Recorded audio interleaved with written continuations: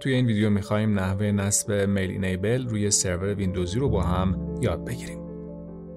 واسه اینکه میل اینیبل رو روی سرور نصب کنین، باید فایل نصبیش رو از سایت اصلیش دانلود کنین. آدرسش هم www.mailenable.com. وارد سایت که شدین، از قسمت دانلود فایل استاندارد ادیشن رو انتخاب بکنید تا دانلود بشه. قبل از نصب میل اینیبل به این نکته توجه بکنید که باید حتما IIS روی سرور ویندوزی شما ست شده باشه و بعد میل اینیبل رو نصب بکنید. خب به این مرحله که رسیدیم نکست و قسمت اول نیم و قسمت دوم اسم شرکتمون رو وارد میکنیم. دوباره نکست و به این مرحله برسیم.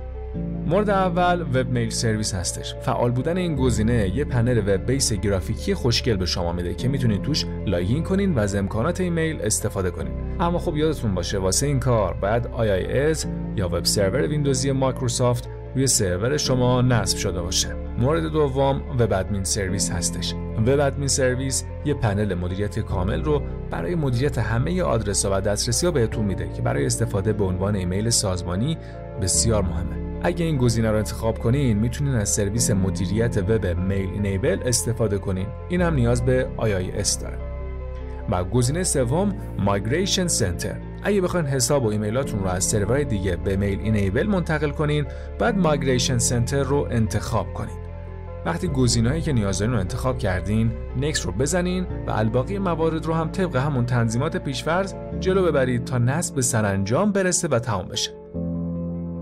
توی قسمت پست آفیس نیم اسم شرکت رو ترجیحاً انتخاب میکنیم و یک پسورد هم به صورت دیفالت داره که اگه دوست داشتید میتونید تغییرش بدید که من این کار خودم انجام میدم. خب توی این قسمت دامن نیممون رو وارد میکنیم و این مقادیر رو هم توی این قسمت میذاریم به صورت پیش‌فرض باقی بمونن. اگه قصد استفاده از میل اینیبل به شکل کاربردی و واقعی رو دارین، لازمه تا در DNS سرور دامنه مورد نظر خودتون یه سری تنظیمات رو انجام بدین که این دامنه به این سرور ویندوزی وصل بشه. خب بعد از فرآیند نصب میل اینیبل ادمین رو باز میکنیم و از قسمت مسیجینگ منیجر پست آفیس رو باز میکنیم و پست آفیس که به اسم پارسبک ساختیم تو این قسمت مشخصه، روش کلیک میکنیم و میل باکس رو باز میکنیم. اینجا میتونیم یوزر تعریف بکنیم. با کلیک راست روی میل باکس میتونیم create new mailbox رو میتونیم بزنیم و وقتی این صفحه باز شد میتونیم یوزر جدید رو معرفی بکنیم. یک یوزر نیم اینجا وارد میکنیم و به قسمت پسورد که میرسیم اینجا میتونیم پسورد رو خودمون براش تعریف بکنیم یا با کلیک روی دکمه رندوم میتونیم بخوایم که خود میل اینیبل پسورد رندوم بهمون بده. یه یوزر دیگه هم میسازم تا در قسمت بعدی بتونم چک بکنم که ایمیل ارسال میشه یا نه. یوزر 2 رو انتخاب میکنم، پسورد رو وارد میکنم و همونطور که میبینین الان من 2 تا یوزر تعریف کردم.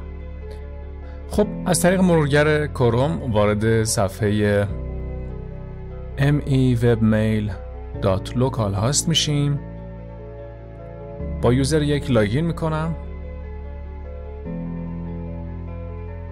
الان صفحه ایمیلامون رو میبینیم.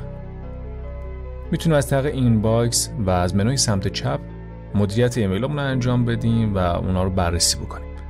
ما 2 تا یوزر ساختیم و من میخوام از طریق یوزر 1 این رو امتحان بکنم که یک ایمیل به یوزر 2 بفرستم، لاگ اوت کنم، وارد یوزر 2 بشم ببینم ایمیل من ارسال شده یا نه.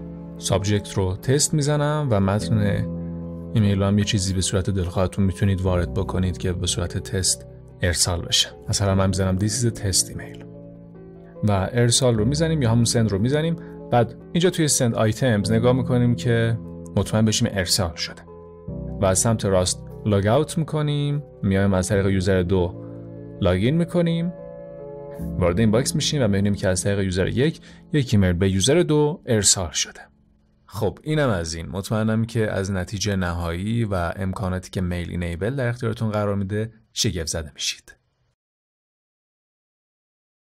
پارسپک، فناوری ابری به سادگی.